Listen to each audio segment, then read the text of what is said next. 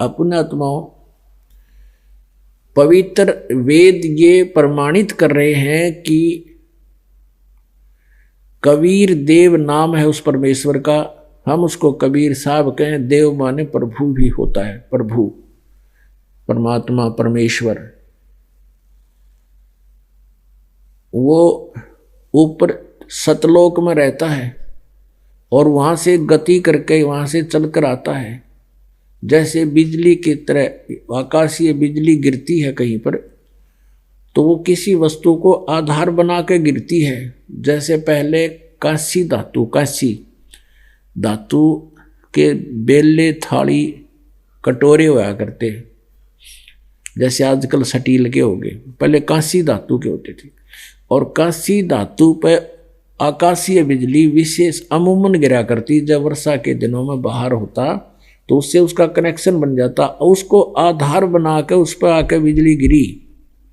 तो ऐसे ही कहते हैं अपने जिन भक्तों के प्रति परमात्मा, अच्छी आत्माओं के प्रति परमात्मा का विशेष अट्रैक्शन होता है, उन्हीं पर आकर वो परमात्मा बिजली की जैसी गति से उन्हीं पर आधार बनाकर उन्हीं को मिलते हैं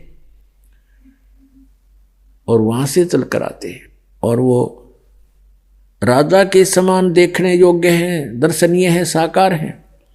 और दिखाते हैं आपको। अब वो किस उद्देश्य से आते हैं? उपदेश करने की इच्छा से, वो तत्व ज्ञान सुनाने की इच्छा से। अब श्रीमद् भगवत गीता अध्याय नंबर 4 के श्लोक 25 से और 30 तक, 31 तक तो लिखा, कोई ऐसी साधना करता है, कोई ऐसी साधना करता है, कोई ऐसी साधना करता है, कोई ऐसी करता है, और सभी अपनी साधनाओं को पापनाशक जानते हैं। यानी पापनाशक मीन मोक्षदायक, पाप कटे तो मोक्ष होगा। फिर 4 अध्याय के 32वें श्लोक में कहा है कि सच्चिदानंद घन ब्रह्म की वाणी में वो सभी ज्ञान विस्तार से कहा गया है, यज्ञों की जानकारी। अब आपको श्रीमद् भगवत गीता दिखाते हैं। पुण्यात्माओं, आप एक पेट के लिए, एक रोजी रोटी के लिए अपने बच्चों को, बेटे और बेटियों को 14, 15, 16 वर्ष पढ़ाते हो, किस लिए कि इसका गुजारा चल जा, रोजगार हो जा। पढ़ा दिया बच्चा, नौकरी लग गया, नौकरी लगते एक्सीडेंट में मृत्यु होगी, बता क्या हाथ लग गया हमारे। और ये है वो असली पढ़ाई जो बच्चों को हमने पढ़ानी चाहिए थी। आप आवे साथ में गेल बालका न लावे। और ये पुस्तक घर पे भी विद्यमान है, सीडी सबके पास उपलब्ध है, सीडी प्लेयर है, डीवीडी ले जा और बैठ कर 2 घंटे बच्चा के साथ बैठावे। अब देखो अमृत बरस रहा। तो इसी प्रकार आप जी ने ये मोक्ष कराना है। आप यहाँ विद्यार्थी बन गए। ये यहाँ पर वो रामायण सुनाने वाली कहानी को ना, यहाँ पर यथार्थ ज्ञान दिया जाता है, अमर कथा सुनाई जाती है। और ये जब तक आपके हृदय में नहीं समावेगी तब तक आप भक्ति नहीं कर सकते। श्रीमद् भगवत गीता अध्याय नंबर 2 के श्लोक नंबर 53 में कहा कि अर्जुन, जिस समय तेरी बुद्धि भिन्न भिन्न प्रकार के भ्रमित करने वाले ज्ञानों से हटकर एक परमात्मा के ऊपर, परमात्म तत्व के ज्ञान पर स्थिर हो जाएगी, तब तू योग को प्राप्त होगा, तब तो तू साधक बनेगा, तब तो तेरी भक्ति स्टार्ट होगी, तब तो तू योगी बनेगा। जब तक भगत बनेगा, भगत का अर्थ है फिर ब्लाइंड फेथ करके चलेगा उस मार्ग पर। तो सबसे पहले आपको भगत बनाना है। ये भिन्न भिन्न प्रकार के ज्ञानों से आपकी बुद्धि हटाकर तत्व ज्ञान पर स्थिर कर ली। इसके लिए इतना प्रयत्न करना पड़ रहा है दास को। पुण्यात्मा, ये सारा कुछ जो खेल मालिक ने किया है विज्ञान का और ये अक्षर ज्ञान का, आज विश्व के कोने कोने में बच्चा सब शिक्षित है। भारतवर्ष भी शिक्षित है, सभी 99 पॉइंट के आसपास सभी शिक्षित हो गए। का को बूढ़ा ठेरा रह गया जमा कान्ना इतना सुनता हो, वो तो बेसिक है शिक्षित हो। नहीं तो सब ने अक्षर ज्ञान जरूर हो गया, प्रौढ़ शिक्षा तक भी चलवा दी परमात्मा ने। और फिर ये इंस्ट्रूमेंट बनवा दिए।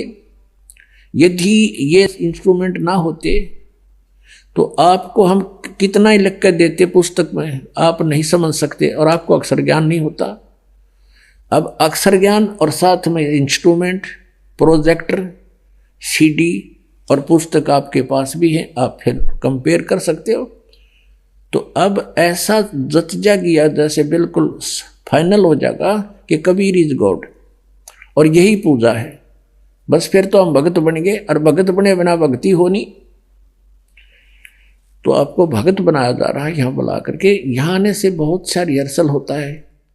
एक तो जैसे आप यहाँ आकर बैठ जाते हो किस प्रकार, क्योंकि आप हंस हो, पुण्यात्मा हो, नहीं तो इतने आदमी की तक इकट्ठे हो जाओ तो मस्तार दे सांझ तई और एक एक हफ्ता तक इनमें बैठे रहे जैसे बिल्कुल देवता बैठे हो। क्यों गए का था तो नया नया हो, बेसिक थोड़ी बहुत उछल कूद कर दे बाकी, क्योंकि और फिर यहाँ कोई अट्रैक्शन नहीं, कोई गाना नहीं, बजाना नहीं, कोई विशेष और नहीं, और फिर भी आप यहाँ 3-3, 4-4 दिन बैठे रहते हो। तो ये भी आपको यहाँ शिक्षा दी जाती है कैसे रहना है। कोई अभाव है उसमें भी संतुष्टि करनी पड़ती है। तो इस तरह आपको भक्त बनाना है और यो ज्ञान सुनाना है। अब देखो श्रीमद् भगवद गीता, जयदयाल गोविंद का इसके अनुवादक है, अध्याय नंबर 4 श्रीमद् भगवद गीता, और ये यहां से शुरू होता 25वां। इसमें क्या लिखा कि दूसरे योगी जन अन्य, यानी अपरे माने अन्य, कुछ बहुत से योगी जन यानी साधक देवताओं के पूजन रूप यज्ञ का भली भांति अनुष्ठान किया करते हैं। यानी कुछ तो देवताओं की पूजा करते हैं, इसका सीधा अर्थ है, और अन्य अपरे माने अन्य ब्रह्म अग्नौ यानी ब्रह्म की पूजा करते हैं। इसका सीधा सा अर्थ ये समझ रहा, पर ब्रह्म नहीं, ब्रह्म यज्ञ के द्वारा ही आत्म रूप यज्ञ का हवन किया करते हैं। अन्य योगी जन, ये 26 है, चौथे जाएगा 26वां। अन्य योगी जन श्रोत्र आदि समस्त इंद्रियों को संयम रूप अग्नि में हवन किया करते हैं। दूसरे योगी जन शब्द आदि, यदि शब्द सप्रस रूप रसगंध इनके आधार से समस्त विषय इंद्रियों में हवन किया करते हैं। और दूसरे, ये 27 है, दूसरे योगी जन इंद्रियों की क्रियाओं को, प्राणों की समस्त क्रियाओं को ज्ञान से प्रकाशित आत्म संयम योग रूप अग्नि में हवन किया करते हैं। इसका अर्थ क्या है कि कुछ केवल अपने श्वासों को आता जाता देखते रहते हैं और इसी को मोक्ष मान, जैसे कुछ ऐसे बताते हैं। एक व्यक्ति बता रहा था कि हमारे गुरुजी एक योगी क्रिया बताते हैं कि तुम आंखें बंद करके बैठ जाओ और ध्यान रखो श्वास बाहर आ रहा है, श्वास अंदर जा रहा है। बस ये ध्यान रखो कि श्वास बाहर आ रहा है, अंदर जा रहा है। ये प्राणों की क्रिया देखते रहो कि यो तुम्हारा ध्यान लगा रहेगा कि श्वास बाहर आ गया और अंदर भी ले लिया। बताइए इससे कि ये ना ध्यान लाओगे जब भी आ रहा है और जा रहा है, इसका क्या अर्थ होया? तो कहते हैं इस तरह की साधनाएं कर रहे हैं ये लोग। अब देखिएगा अध्याय नंबर 4 का आपने 27 पढ़ दिया, 28 पढ़ाते हैं। अध्याय गीता अध्याय नंबर 4 का आपने 27 पढ़ दिया। दूसरे योगीजन इंद्रियों की संपूर्ण क्रियाओं को, प्राणों की समस्त क्रियाओं को, यानी श्वास है, श्वासा के ऊपर इंद्रियों, सारी ज्ञान इंद्रियों को लगा लेते हैं। ज्ञान से प्रकाशित आत्म संयम योग रूप अग्नि में हवन किया करते हैं। 28 में कई द्रव्य यज्ञ संबंधी यज्ञ करने वाले हैं, यानी जैसे कि तब भंडारा करा दिया, कोई मंदिर का लठ गड़वा दिया, कि तब कुछ और छोटे मोटा दान कर दिया, तो कहते द्रव्य यज्ञ करते हैं, बस इसी से अपनी संतुष्टि मान लेते हैं। कि तब गौ धर्मशाला बनवा दी। और फिर तपस्या यज्ञ रूप करने वाले कुछ तप करते हैं, तथा दूसरे कितने ही योग रूप हवन करने वाले वो केवल योग आसन करते हैं, ऊपर न पैर नीचे न सिर कर लिया, खड़े रहे। और कितने ही अहिंसावादी तीक्ष्ण व्रतों से युग यतनशील पुरुष स्वाध्याय रूप ज्ञान यज्ञ करने वाले हैं। और कुछ कितने ही तो अहिंसा, जैसे मुंह पर पट्टी बांध कर नंगे पैरों घूमना, भाई कोई हिंसा ना हो जाए, जीव ना मर जाए, और कुछ केवल स्वाध्याय करते हैं, ज्ञान यज्ञ करते हैं। स्वाध्याय माने ज्ञान, स्वाध्याय ज्ञान यज्ञ है। स्वाध्याय को ज्ञान यज्ञ कहते हैं करने वाले। 29 में और 30 में कहा है, दूसरे कितने योगी जन अपान वायु में प्राणवायु को हवन करते हैं, वैसे ही अन्य योगी जन प्राणवायु में अपान वायु को, यानी अपने अंदर क्रियाओं से अंदर की वायु को ऊपर नीचे अपना अभ्यास से करते रहते हैं।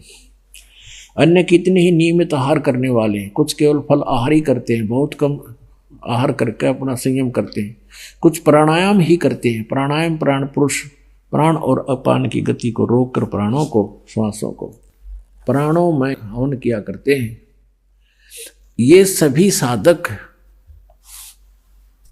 योग द्वारा पापों का नाश कर देने वाले यज्ञों को जानने वाले हैं। इसका अर्थ ये है कि ये सभी अपनी अपनी साधनाओं को यज्ञों द्वारा पापों का नाश करने वाले यज्ञों को जानने वाले हैं। इनकी जो साधना है ये समझ रहे हैं कि हम ये पाप नाश करने वाली है हमारी साधना। 31 में कहा है, हे कुरुश्रेष्ठ अर्जुन, यज्ञ से बचे हुए अमृत का अनुभव करने वाला योगी जन सनातन परम ब्रह्म, सनातनम ब्रह्म, सनातन ब्रह्म यानी तत्व ब्रह्म, परम अक्षर ब्रह्म को प्राप्त होता है।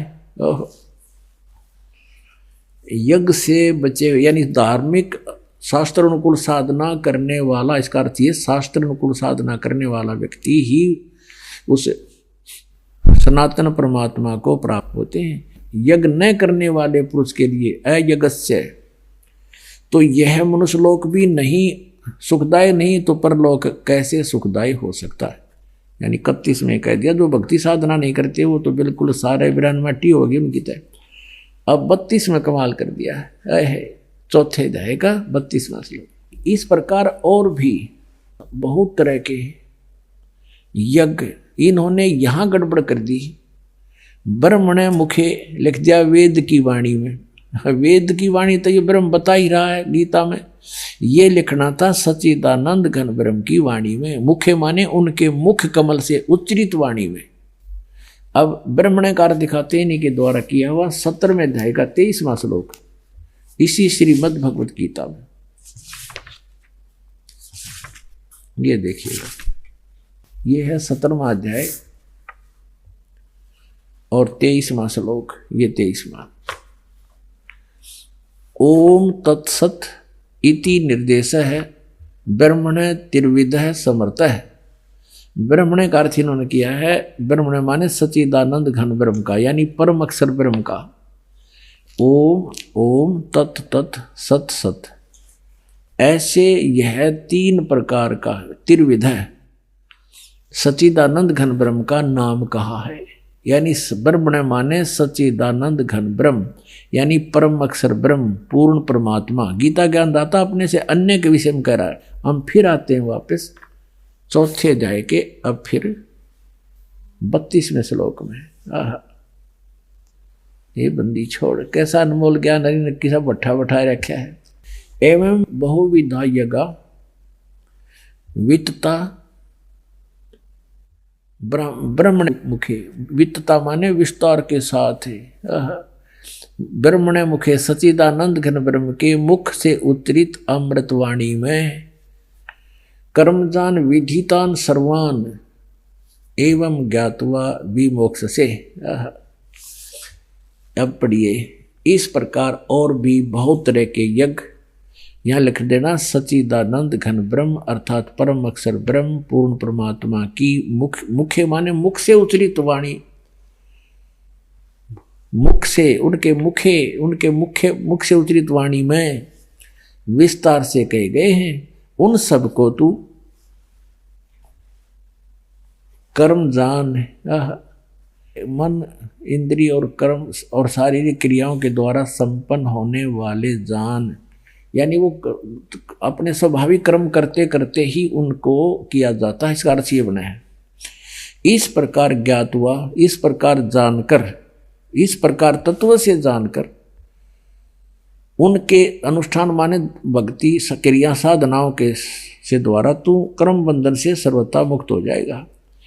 इसका अर्थ है कि तू उनको जानकर विधि एवं ज्ञातवा विमोक्ष से यानी पूर्ण रूप से मुक्त हो जाएगा। इस ज्ञान को समझने के बाद तू बिल्कुल उनके उस पर फिर उसमें लिखे अनुसार साधना करने से अनुष्ठान करने से तो पूर्ण रूप से मुक्त हो जाएगा।